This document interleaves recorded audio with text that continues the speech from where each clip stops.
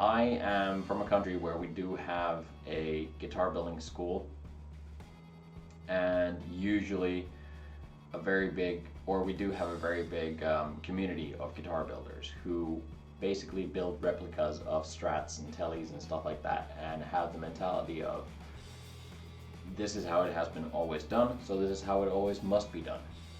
And there is very little room for creativity because everything has to be made out of a certain wood that is a certain thickness, that is in exact weight and with exact grain patterns, which to me sounds boring. There's so many people who do that. Why not make something different? So 16 inches is something that works, I find comfortable, so I make the guitars that I want to make. If other people find those comfortable, then that's just a bonus for me. But yeah, outside the box, exactly, pretty much.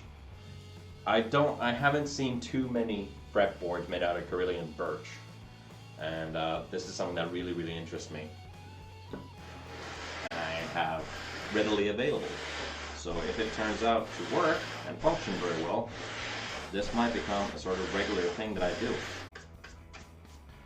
I must say that there is absolutely nothing wrong with making replica instruments. If you know how to do it well, they turn out looking amazing and playing amazing.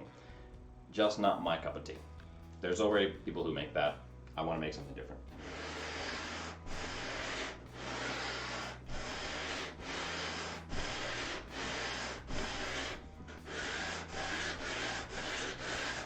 And this is a very rare instance where you'll see me working on a one-piece neck, because that's not something that I usually do.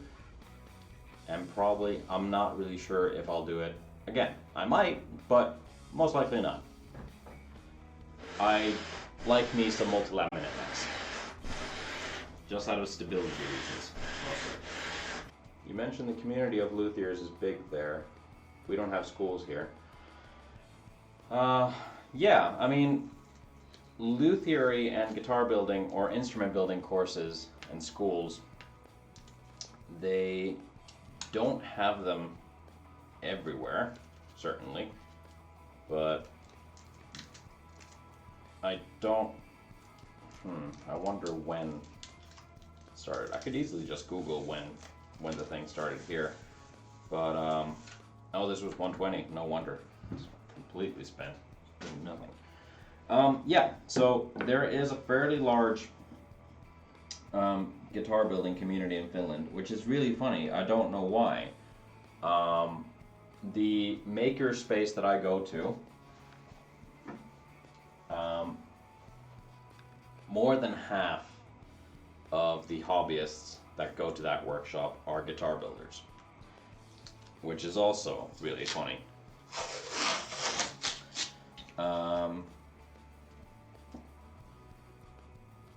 We have a lot of really great domestic builders here, like for instance the Ruokangas guitars, there's Flaxwood guitars, Asgard guitars, Raato Customs,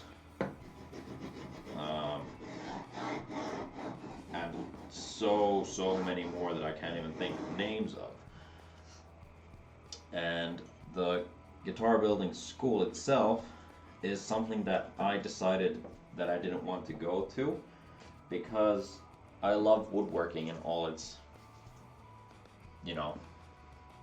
various forms.